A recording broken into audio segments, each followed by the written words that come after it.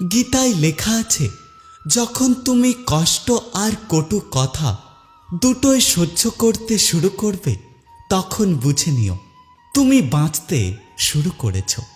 যদি ভগবান তোমাকে অনেক বেশি অপেক্ষা করাচ্ছেন, তার মানে সে তোমাকে আরো ভালো কিছু উপহার দেবেন। জীবন নিয়ে বেশি ভাববেন না। যিনি আপনাকে জীবন দিয়েছেন, তিনি কিছু না কিছু ভেবে দিয়েছেন। শ্রীকৃষ্ণ বলেন, কাউকে দুঃখ দিয়ে আমার কাছে সুখের আশা করো না। আর কাউকে যদি ক্ষণিকের সুখ দিয়ে থাকো, তাহলে তোমার দুঃখ নিয়ে বেশি চিন্তা করো না।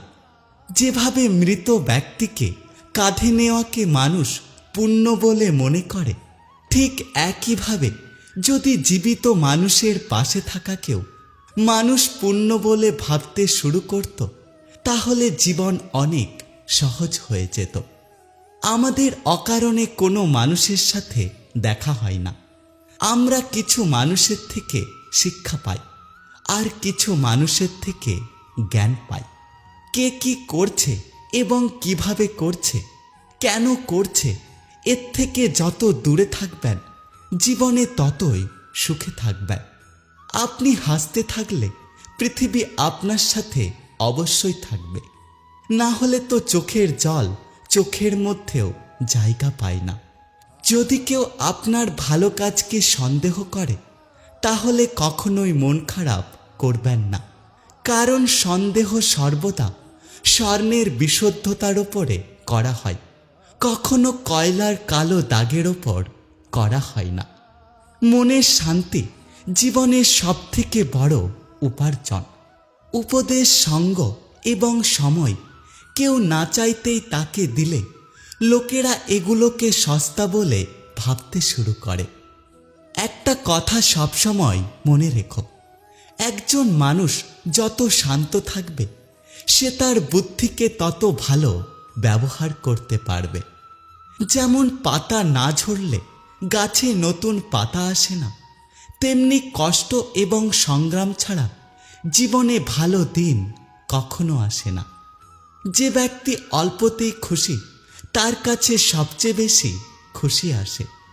যতক্ষণ আপনি ভয় পাবেন, ততক্ষণ আপনার জীবনের সব সিদ্ধান্ত অন্য মানুষেরা নিতে থাকবে।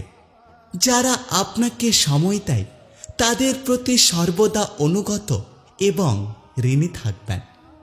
জীবনে অহংকার কখনো করো না, কারণ ভাগ্য সবসময় বদলায়।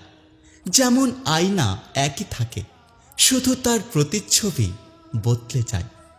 শান্তিপ্রিয় মানুষ সুখে জীবনযাপন করে, তাদের ওপর জয় বা পরাজয়ের কোনো প্রভাব পড়ে না। শ্রীকৃষ্ণ বলেন, নরকের ভয় ছেড়ে দিন। কে জানে কোনটা পাপ আর কোনটা পূর্ণ। শুধু দেখুন নিজের স্বার্থ পূরণের জন্য, যাতে অন্য কেউ আপনার দ্বারা কষ্ট না পায়। বাকি সব প্রকৃতির ওপর ছেড়ে দিন।